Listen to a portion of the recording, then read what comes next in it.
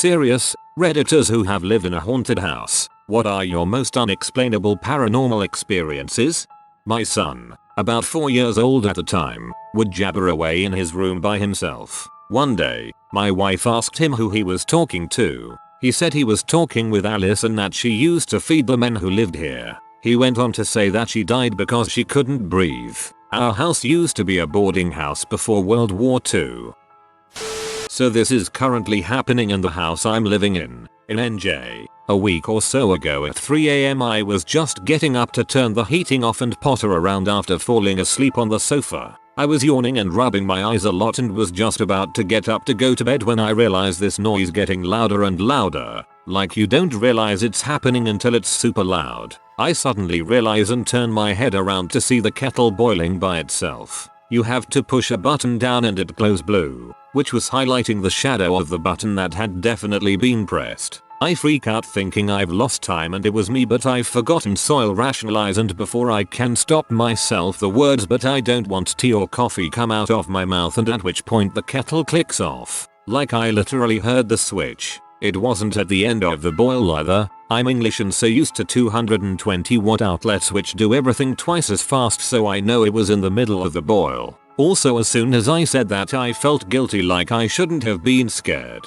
Like it was a friendly offer. 2 days later I was with a friend at the dining room table. Both of us at least 5 foot and round the corner from the kettle. Nobody else in the house. When it starts boiling again, my friend rushes over and points out the button has been pushed. So much relief came over me that I wasn't insane, and I explained to my friend that this happened to me at night. A few nights ago I was lying in bed and could hear a conversation. At 4 AM, no one around. Neighbors are 20 feet away either side. Then the kettle starts boiling. I'm P. So I literally say out loud, "Please stop boiling the kettle. We have people asleep upstairs," and it clicked off again. This could just be a faulty kettle and coincidence. I don't believe in ghosts whatsoever and have never seen or felt anything before. It's just freaky, but it's not scary. Only my first instinct. I feel as though someone is trying to take care of me. Like when you were sick off school and lying in bed and your mum or dad would take care of you and bring you soup and stuff. Very, very strange.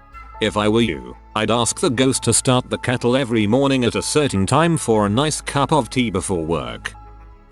A little backstory. Growing up, my brother and I lived with our single mother. The house was a little 500 square foot home, but we were young so it wasn't a huge deal. My mom remarried, and the newlyweds decided to tear down the old house and build a ranch on the land. Strange, but explainable. Things started happening after we moved back in. One of the strangest things to happen was when my brother and I were in the house alone. We were hanging out at an island in the kitchen, talking about what teenage boys talk about, when I hear the faintest whisper of someone saying my brother's name. Probably just hearing things. About 30 seconds later, a little louder, my brother's name again. He was talking when I heard the second whisper, and he seemed to hear it too because he stopped what he was saying briefly. Finally, about 15 seconds after the second interruption, clearly and angrily, a raspy voice says his name. We looked at each other and he asked, "Did someone just say my name?" I told him I'd heard it more than once.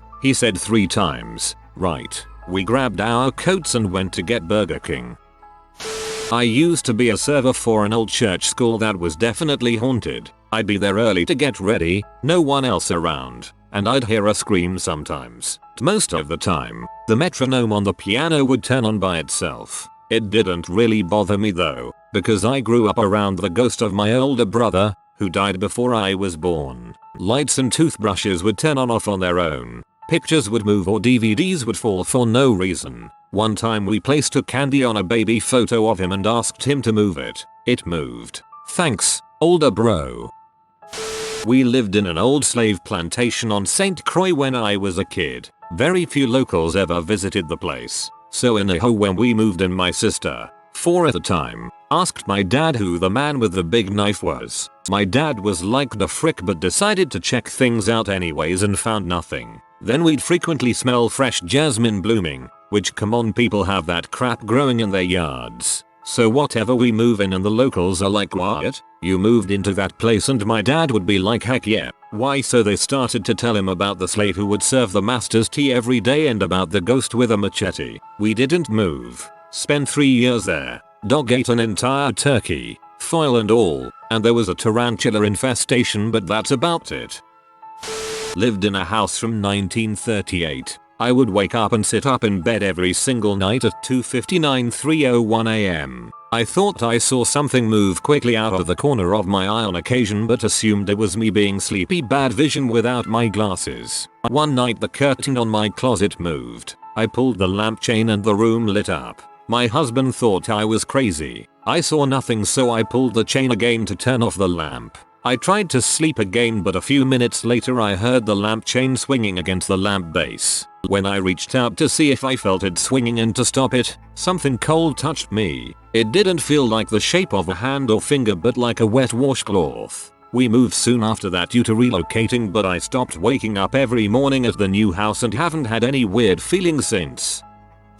I am typically a skeptic and can usually apply logic to a situation and figure out a plausible explanation. When I bought my house, they had to disclose reports of paranormal activity concerning the house. I thought yay, whatever, but entertained it in good humor, even addressing said ghost by name. There is nothing concrete that I can tell you. Nothing hovering in the air. No furniture appearing on the ceiling. Nothing that shows us any type of blip on anyone's typical paranormal radar. However, the number of times I have had to rationalize an event, or come up with explanations for why or how something happened, borders on obsessive. The typical footsteps upstairs, children laughing, before I had children, knocking on walls or doors. Hey, it's an old house, creaks, groans, hot water pipes pinging, etc. It all happens. Light bulbs smashed on the floor having removed themselves from the metal base. One plant in particular that would get overturned often,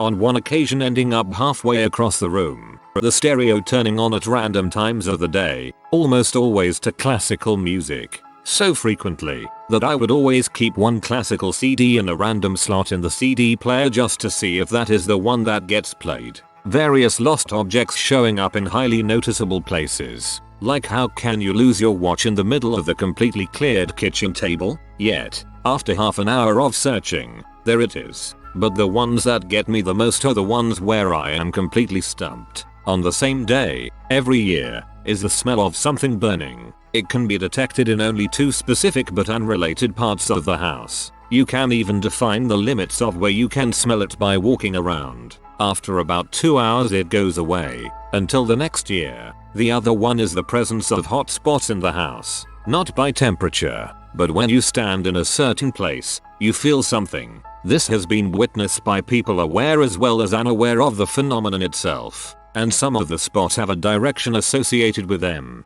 When you stand in one, you feel compelled to face a certain way. I watched a police officer get completely freaked as he turned in mid-sentence to stare at the wall, looking it up and down, then took 2 solid steps backwards while looking at the floor, and when he turned around, he was visibly shaken. But hey, no spinning chandeliers or dead girls climbing out of television sets, so I'm good. Lived in a basement apartment with a roommate in college back in 2010. We were eating dinner in the living room watching a movie one night, and his bedroom is like 3 feet away from the couch we're sitting on and closed over but not latched. So we're eating dinner and watching this movie, and then his door starts opening and creaking, so we pause the movie and watch as the door swings slowly open all the way. It stopped there and we looked at each other and claimed a breeze or a loose hinge. Then the door started closing again, only this time, about halfway through the movement, the handle turned so that it was perpendicular to the ground. The door closed all the way and the handle released slowly, latching the door closed. The handle in question was sort of like the ones velociraptors can open in Jurassic Park. From ages 5-17 I lived in a house with activity. It was all pretty basic run-of-the-mill stuff. Footsteps, voices, lights turning on and off, doors opening and shutting, batteries draining, etc. If we started renovating, which we almost always were, they'd get more active and start throwing stuff. I got used to it. They didn't hurt us, so we just let it go. Even my father started believing after a while. But the worst thing they ever did was while we were moving in. I was 5. My friend and I were playing in the only room that was finished in the basement while my parents were moving the stuff in. My friend's parents were helping. Suddenly, the door to the room slammed shut. No wind, no draft, no explanation. Then the lock engaged with a click, and someone started laughing. We were stuck in the room for 2 hours. Forgot about the time my Newfoundland, the sweetest dog I ever met, stood in the doorway of my parents' room with all her hackles up, barking at nothing, barking her get the frick out bark. The house I grew up in had a slightly strange design in that all the bedrooms were clumped together at one end of the house and the kitchen and living room were at the other end. The two areas were connected by a long, narrow hallway that had a bathroom in the middle and approximately 900 closets on either side. My bedroom door was at the end of the hall, with 2 other bedroom doors facing each other across the hall on either side.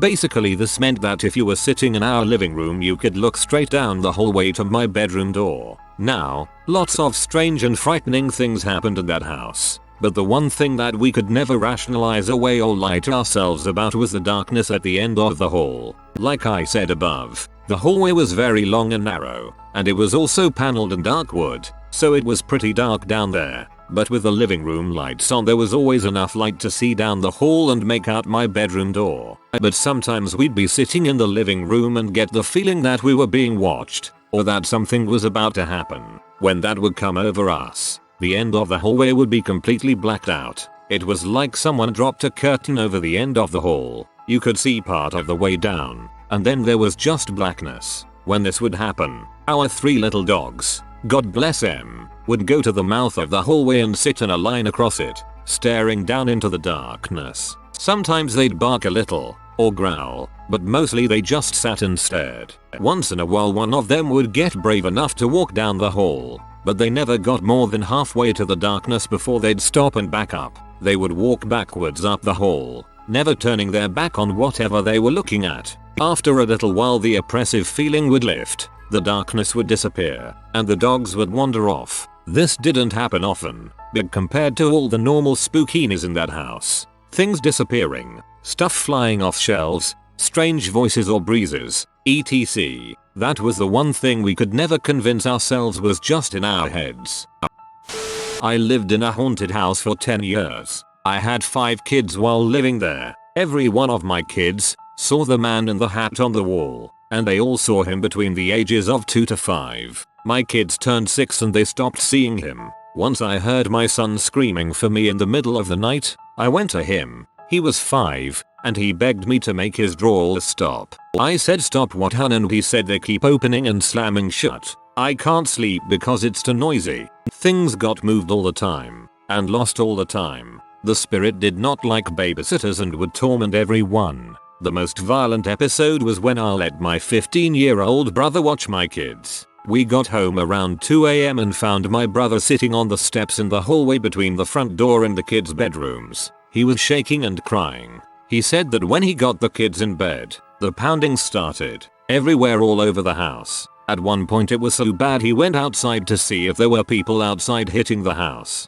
There was no one there. He had gone out the back door to check. When he walked back inside he saw the reflection of someone in the mirror, walking up the steps to the kids' rooms. He went running thinking that someone snuck in when he was outside. He checked everywhere and there was no one in the house. But when he was upstairs he saw a shadowy figure streak around the corner of the steps. He heard the front door open and shut. He went running down the steps but the door was closed and locked. He proceeded to spend the next 3 hours chasing this shadow and hearing the doors open and close. He never babysat for us again. No one would. I had lights shatter above our heads and my children would laugh and talk to people in their rooms. We had neighbors call us at all hours of the night asking if we were okay because they saw gangs of people in our yard and sneaking around our windows. The cops got so used to getting the same 911 call that they stationed a cop in back of our house to watch our house between 2 and 3 AM. There are so many more scary stories, and the nightmares I had living there were deathly scary. We moved and the people that moved in after us stayed for a month. They said it was too scary. The house has been vacant now for 8 years. I have more stories but I think I already made a novel here. We lived in a haunted pub on the site of a former Catholic abbey that Henry VIII had destroyed. We saw some weird crap, The weirdest was the insectocutor in the kitchen. Something peeled it apart in the night. No sign of a break-in, all the doors were locked and the alarms set. It wasn't smashed, not an explosion. The metal was peeled outwards. A couple months later we had an incident in the cellar. The entire pump system blew out, ruining 1 pound K of beer. The engineers could not find the cause of the fault and just replaced the system. There were other incidents. People captured on CCTV that weren't there. The underfloor cellar doors slamming. The pub Furby talking in the middle of the night, and many more things that would be slightly odd out of context. Please tell me pub Furbies aren't a thing where you're from.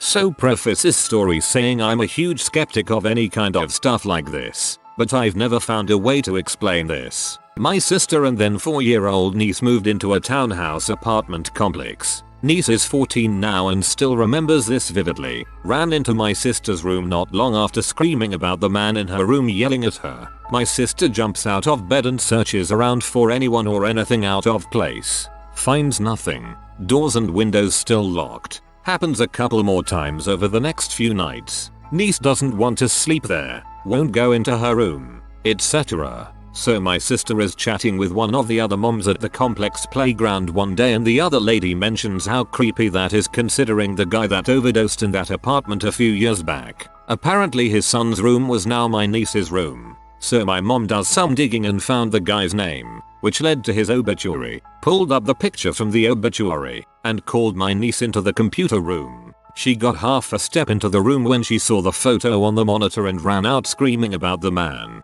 Have absolutely no explanation as to how she recognized this guy's picture. So my husband and I rented a really old house. We had to fix it up a bit before my son came home from the hospital. He was very premature, in NICU for almost 5 months. We took down the wallpaper and painted, took down the popcorn ceiling, the whole 9 yards. The basement was very unfinished and vandalized by the teenagers that lived there before. Swastikas everywhere. We didn't bother finishing it because we didn't really need the room. I went down there once out of the year we lived there. Creepy feeling, like someone was watching you. Sometimes that creepy feeling would come upstairs. I would give it a week or so thinking it was in my head and then I would sit in the car with the baby while my husband burned sage to clear it out. He says the feeling while he did so was heavy, very angry and he would see figures coming at him through the smoke. There were countless experiences there. The 2 that stick out in my head are as followed. 1. I was showering and the baby was in a little bouncer seat in the doorway. I opened the curtain and just as I do the can of air freshener that was sitting on the back of my toilet goes flying towards my baby. If the door wasn't just slightly shut it would have nailed him. I went full on bad crap crazy. I started yelling telling them if they are gonna mess with anyone mess with me. He is just a baby. Blah blah blah. As I'm doing so the detachable shower head I had went flying off at me, hit the end of his rope and swings down. Shut me right up. 2. My husband and I were in bed. My son in his room right down the very small hallway, fast asleep. We had a baby monitor because he was on oxygen and therefore on a pulse ox monitor so I wanted to be able to hear his alarm go off. So my husband and I were laying in bed together. We usually will talk for a while and then say our goodnights and fall asleep. We say our goodnights this particular night and not even 5 minutes later we both hear, clear as day, a little girl laughing in the baby monitor. My husband jumped up out of bed ready to kick some butt, but I already knew no one was there. I was stunned. Literally. Couldn't move until finally I fell asleep. I do not miss that place. That's terrifying. I have lived in 2 haunted places. The first was a house we lived in for a short time when I was 12. We heard what sounded like rats running across the attic every night, so my mom had the exterminator set out tons of sticky traps. We never even caught a bug. Then, I would wake up with random injuries a few times per month, like scratches when my nails were short. The final straw was when I woke up with what looked like a cigarette burn on my face. Thankfully the scar has faded, but it was very upsetting. We sold the house and fell there. When I was in my mid-20s, I lived in a haunted apartment. These spirits were nice, though. I lived alone in a 4-plex where my direct neighbor was never home. He got sent to prison a lot, and the downstairs neighbors never made noise at night. One worked, and the other took clonopin every night. It was a weird neighborhood. I would hear people whispering in my hallway nearly every night. At first, I would get up and look for the source of the voices. The parking lot was still, nobody outside in the courtyard, and neighbors either gone or passed out. It happened every night. Finally, I would just say, "Can you keep it down? I'm trying to sleep," and the voices immediately stopped. Every time. They also opened my blinds in the mornings before they thought I would be awake. A few times, I woke up early on my day off to go to the bathroom and saw all the blinds in my living room open. I was perplexed, but when I came out of the bathroom a few minutes later, they were all closed again. This happened often. A random happening that was the scariest thing ever. My husband died, and I had him cremated. I was still young and had no children, so I moved on after only about 6 months. My now husband had just started staying over at my place when the weird stuff started to happen. First, I saw a shadow person in the mirror on my wall. Then my clock fell off the wall one night. Finally, I experienced horrific sleep paralysis and saw the shadow person again while experiencing the sleep paralysis. I have never been so scared in my entire life.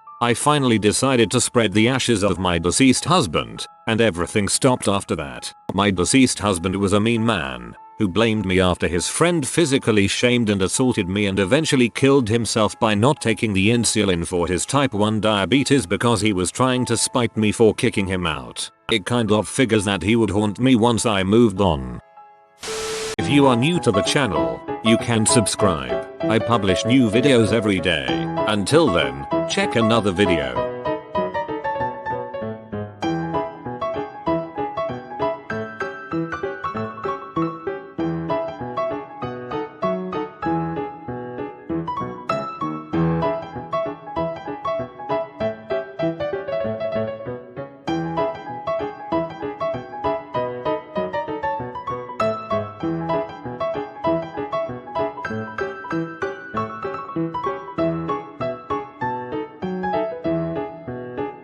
Bye for now.